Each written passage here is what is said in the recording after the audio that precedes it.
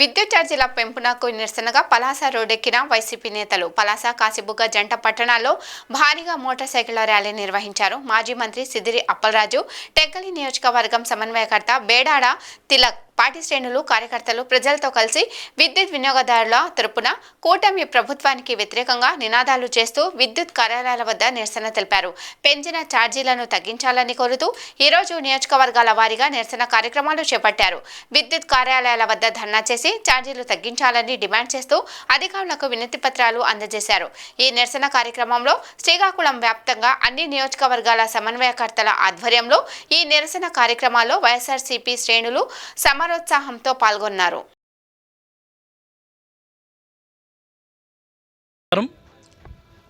ఈరోజు రాష్ట్ర వ్యాప్తంగా పెంచినటువంటి విద్యుత్ ఛార్జీలకు వ్యతిరేకంగా అన్ని నియోజకవర్గ హెడ్ క్వార్టర్స్లో కూడా వైఎస్ఆర్ కాంగ్రెస్ పార్టీ ఆధ్వర్యంలో ప్రజల తరపున నిరసన కార్యక్రమాలు చేపడతా ఉన్నాం. మరి ఈ నిరసన కార్యక్రమాలు చేపట్టడానికి ఉన్నటువంటి నేపథ్యం ఒకసారి మనం గమనిస్తే, గతంలో మా నాయకుడు జగన్మోహన్ రెడ్డి గారు ముఖ్యమంత్రిగా పనిచేసినప్పుడు ఎన్నికల ముందు చెప్పిన హామీలే కాకుండా చెప్పనటువంటి అనేక హామీలను కూడా అమలు చేశారు. ఫర్ ఎగ్జాంపుల్, రైతు భరోసా 4 సంవత్సరాలు కలిపి 50,000 ఇస్తామన్న ఆయన అధికారంలోకి వచ్చిన తర్వాత 5 సంవత్సరాలకు కూడా 67,500 ఇవ్వటం జరిగింది.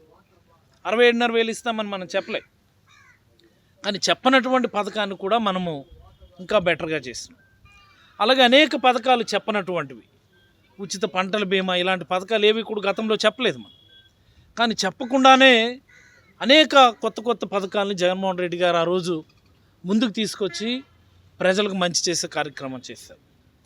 మరి జగన్మోహన్ రెడ్డి గారి పరంపరని చంద్రబాబు గారు కూడా ఈరోజు కొనసాగిస్తున్నారని నేను అనుకుంటున్నాను. ఏంటి ఆ కొనసాగించడం? గతం నుంచి మనం ఒకసారి గమనిస్తే, చంద్రబాబు ఎప్పుడు ముఖ్యమంత్రి అయినా అడ్డగోలు దోపిడీ అనేటటువంటి కార్యక్రమాన్ని ఆయన చేపడతా ఉంటారు. ఎన్నికల ముందు ఆయన చెప్పినటువంటి పథకాలు ఏంటి? సూపర్ 6 అన్నాడు ఆయన. సూపర్ 6 పథకాలు అనేవి అమలు చేశాడో లేదో పక్కన పెడితే, కొత్తగా కొన్ని పథకాలను చంద్రబాబు గారు అమలు చేస్తున్నారు. ఆ పథకం పేరే బాధుడే బాధుడు. గతంలో చంద్రబాబు చెప్పిన మాటే బాబు ష్యూరిటీ, బాధుడు గ్యారంటీ అన్నటువంటి పథకంలో భాగంగా చెప్పనటువంటి స్కీములు కూడా ఇంప్లిమెంట్ చేస్తూ ఉన్నారు. దానికి కొనసాగింపే ఈరోజు ఈ పెంచిన విద్యుత్ ఛార్జీలను నేనైతే భావిస్తూ ఉన్నాను. ఇదేంటి దౌర్భాగ్యం? మీద నాకు అర్థం కాదు. చంద్రబాబు గారు ప్రతిపక్షంలో ఏ మీటింగ్కి వెళ్ళినా చెప్పేవాడు, ఇదిగో జగన్మోహన్ రెడ్డి గారు 5 సార్లు కరెంటు ఛార్జీలు పెంచారు, 5 సార్లు పెంచారని చెప్తా ఉండేవాడు. 5 సార్లు కలిపి జగన్మోహన్ రెడ్డి గారు పెంచింది ఎంత? యూనిట్ పైన కేవలం 50 పైసలు. కానీ అదే చంద్రబాబు గారు 2 దఫాల కరెంటు ఛార్జీలు పెంపుకే నవంబర్ నుంచి వచ్చినటువంటి బిల్స్లో యూనిట్కి ₹20 ఎక్స్ట్రా వచ్చింది. మరి ఇప్పుడు డిసెంబర్ నుంచి వచ్చే బిల్లుకి యూనిట్కి ₹70 యాడ్ అయ్యి వస్తుంది. అంటే ఈ 2 నెలల్లోనే యూనిట్కి ₹3 పెంచినటువంటి ఘనత. ఇది డొమెస్టిక్ కనెక్షన్ స్కీమ్కి. ఇంకా ఎక్కువ యూనిట్లు కాల్చే వాళ్ళకి ఇంకా అదనం అది బాధుడి మీద బాధుడు. అది ఒక బాధుడు కాదు, వీర బాధుడు కార్యక్రమం. ఏంటిది నాకు అర్థం కాదు. ఒక్క పథకం ఆయన చెప్పింది అమలు చేస్తున్నాడా? పైపెచ్చి ఆయన చెప్తున్న మాటలు ఖజానా ఖాళీగా ఉంది, నన్ను ఏడు చేయమంటారని చెప్పి. ఏం నీకు తెలియదా? 14 సంవత్సరాలు ముఖ్యమంత్రిగా చేసిన వ్యక్తివి, ఖజానా పరిస్థితి ఏంటో మీకు తెలియదా? మీరు ఎన్ని అప్పులు చేసి ఎలా ఖజానాని సంకనాకించేసి జగన్మోహన్ రెడ్డి గారికి అప్పచెప్పారు మీకు తెలియదా?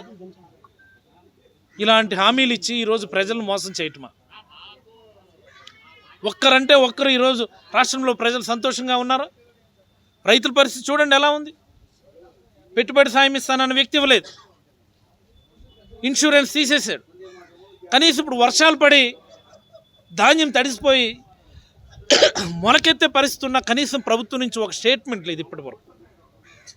ఎలా కొంటాం, ఏమిటి, రైతులు ఎవరు ఆందోళన చెందొద్దు అన్నటువంటి స్టేట్మెంట్ ఒకటి ఉందా ముఖ్యమంత్రి నుంచి కానీ, వ్యవసాయ శాఖ మంత్రి నుంచి కానీ? మాటలు పెద్ద మాటలు, ఆకాశానికి ఎత్తేసే మాటలు, చంద్రుడి మీదకి మార్స్ మీదకి మీకు తీసుకెళ్ళిపోతామన్న మాటలు, అసంబద్ధమైనటువంటి రివ్యూలు. మొన్న ఎప్పుడో ముఖ్యమంత్రి గారు రివ్యూ తీసుకున్నారట. కోవర్కింగ్ స్పేస్ మీద రివ్యూ అట. ఏంటిది నాకు అర్థం కాదు. ప్రైవేట్ ఆర్గనైజేషన్స్ చేసుకునేటటువంటి coworking space, work from home కార్యక్రమాలు ఈయన రివ్యూ అట. ఏంటిది? సంబంధం లేనటువంటి అంశాల మీద రివ్యూలు ఏంటి? వైఎస్ఆర్ పార్టీ ఆధ్వర్యంలో గౌరవనీయులు మాజీ ముఖ్యమంత్రి వర్యులు వైఎస్ఆర్ పార్టీ జాతీయ అధ్యక్షులు శ్రీ వైఎస్ జగన్మోహన్ రెడ్డి గారి ఆదేశానుసారం రాష్ట్ర వ్యాప్తంలో అన్ని జిల్లా కేంద్రాల్లోనూ, అన్ని నియోజకవర్గ కేంద్రాల్లోనూ పెద్ద ఎత్తున వైఎస్ఆర్ పార్టీ శ్రేణులు, కరెంటు వినియోగదారులు పెద్ద ఎత్తున ఈరోజు ఈ ప్రభుత్వం అధికారంలోకి వచ్చిన తర్వాత 7 మాసాల్లోనే 15,534 కోట్ల రూపాయలు విద్యుత్ ఛార్జీల అదనముగా ప్రజలపై రుద్దటం వల్ల దానికి వ్యతిరేకంగా వైఎస్ఆర్ పార్టీ పిలుపు మేరకు ప్రతి ఒక్క వైఎస్ఆర్ పార్టీ అభిమాని, నాయకులు, కార్యకర్తలు అలాగే వినియోగదారులు కూడా పెద్ద ఎత్తున ఈరోజు ఈ నిరసన కార్యక్రమంలో పాల్గొని చంద్రబాబు నాయుడు ఎన్డీఏ కూటమి అధికారంలోకి వచ్చిన తర్వాత ఈ రాష్ట్రంలో చేసిన దహనకాండలు అయితేనేమి, విద్యుత్ ఛార్జీలు పెంపు అయితేనేమి, నిత్యావసర సరుకుల పెంపుదల అయినేమి, ఏమి చూసినా సరే పెద్ద ఎత్తున ప్రజలపైన భారం మోపి అధికారం చలాయించి ఇష్టారాజ్యంగా తన కేబినెట్ మంత్రులు